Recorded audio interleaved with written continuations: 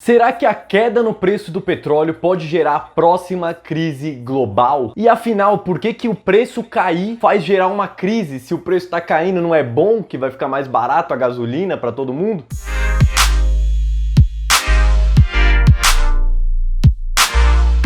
Fala gente, tudo tranquilo? Sejam bem-vindos a mais esse vídeo aqui. E antes de começar o vídeo, já me segue em todas as redes sociais que tá tudo na descrição. Me segue principalmente no Twitter e no Instagram, porque eu posto lá várias coisas muito interessantes e respondo perguntas de vocês e todas essas coisas. Então já me segue lá para não perder nada e ficar por dentro de tudo que eu posto. Mas bom, vocês têm visto muita coisa acontecendo nesses últimos dias. O petróleo caindo 30% num dia, hoje tá subindo 7%, subidas muito bruscas e quedas muito bruscas, tudo por conta de OPEP, países orientais, Rússia e todas essas coisas. E eu quero explicar para vocês aqui o porquê que essa queda do preço do petróleo pode sim gerar uma crise global. Mas a culpa não é a queda da crise do petróleo.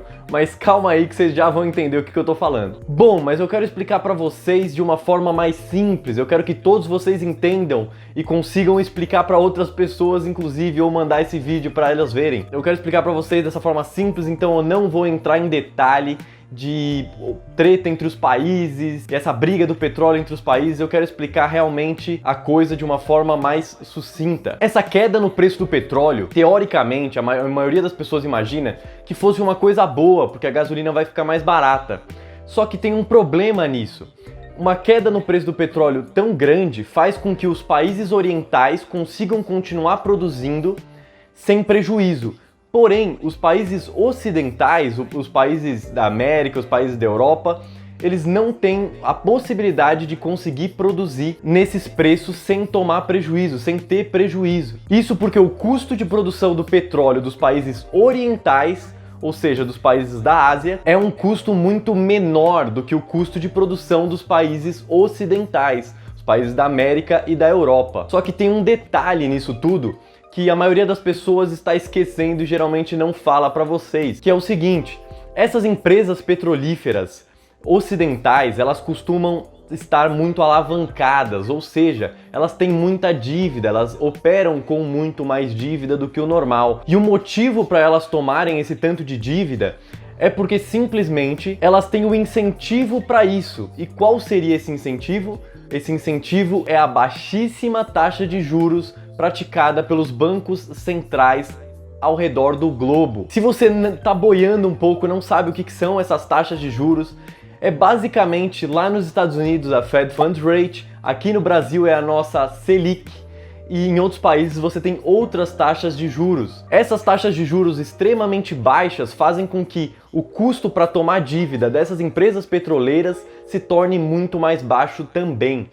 E isso faz com que elas estejam muito alavancadas. Então, quando o Oriente fala que vai começar a produzir mais, ou seja, as petroleiras do Oriente falam que vão começar a produzir mais a um custo mais barato, e não existe a possibilidade das ocidentais conseguirem fazer o mesmo sem que elas tenham que ficar no prejuízo, corre o risco dessas petroleiras ocidentais entrarem em falência. Tudo porque elas tiveram o incentivo errado de trabalhar com uma taxa de juros muito mais baixa do que deveria ser. Só que as taxas de juros pelo mundo, elas são todas estipuladas pelos bancos centrais e não em livre negociação no mercado para achar um preço realmente justo. E essas empresas de petróleo entrando em falência, tendo esse risco de entrar em falência, aumenta também o risco dos bancos entrarem em falência. Mas calma aí, nesse momento você deve estar com a cabeça bugada, mas qual é a relação entre banco e petroleira? Por que raios o banco vai falir se a petroleira falir também? Bom, grande parte dessa dívida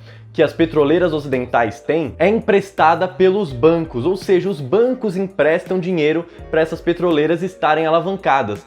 E se elas falirem, elas não conseguem pagar o banco e por ser volumes muito grandes de dinheiro, pode causar um problema pro banco também e ele acabe também tendo um crash, ele também falindo. E a história se repete, assim como em 2008 o Lehman Brothers faliu e foi o estopim da crise, porque um banco falindo acaba movimentando uma economia inteira, porque ele tem dívida com outros bancos, esses outros bancos acabam precisando de mais dinheiro, não tendo dinheiro para pagar, e vira todo um ciclo de bola de neve gigantesco que acaba estourando tudo. Mas é muito importante de ressaltar novamente aqui para vocês de que causa e consequência são coisas diferentes. Não adianta falar que a causa da crise é o petróleo, que a causa da crise é o corona, porque a causa é a manipulação da taxa de juros pelos bancos centrais. Isso é a causa. Isso fez com que jogou o incentivo errado para o mercado tomar mais dívida, para os bancos emprestarem mais dinheiro e toda essa bola de neve acontecer, se é que vai acontecer agora mesmo. Lembrando sempre que é imprevisível o que os bancos centrais vão fazer para tentar corrigir, e é imprevisível se essa crise vai estar estourando agora mesmo ou se vai demorar mais um pouco para estourar. Então, por isso, se você tem um plano, siga o seu plano, não seja ganancioso de comprar mais do que deveria e não seja medroso de vender mais do que você deveria também. Só siga o seu próprio plano, vá aportando mensalmente, porque no longo prazo a humanidade tende a caminhar sempre para frente.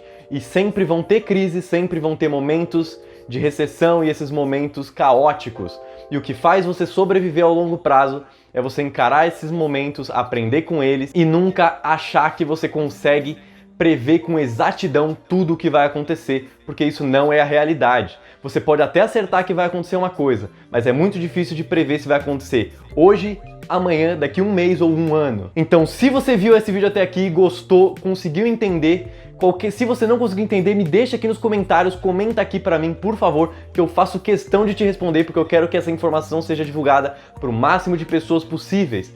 Compartilhe esse vídeo com seus amigos, se inscreve no canal, ativa o sininho para não perder nenhum vídeo mais e receber todas as notificações.